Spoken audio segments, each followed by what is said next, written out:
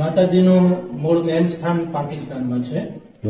અમારે અહીંયા માયાગીરી મહારાજ થઈ ગયા, જે આજથી 450 વર્ષ પહેલા એટલે કે વિક્રમ સંવત 1630ની સાલમાં એ હિંગળાજ માતાજીને યાત્રા કરવા ગયા હતા અને ત્યાંથી માતાજીને પ્રસન્ન કરી અને અહીંયા આવવા માટે માતાજીને પ્રાર્થના કરેલી.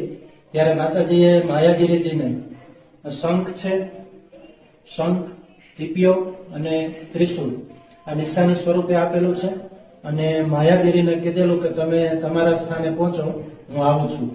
એટલે માયાગીરીજી જયારે આ જગ્યાએ પાછા આવ્યા ત્યાંથી, ત્યારે ગુફાની અંદર સ્વયંભૂ પ્રગટ થઈ અને માતાજીએ દર્શન આપેલા છે. આ જૂની માતાજીની મૂર્તિ છે. અંદર ગુફાની અંદર જે છે એ શયન માતાજીની મૂર્તિ તો નવી છે, પણ જૂનું માતાજીનું સ્થાન અંદર છે.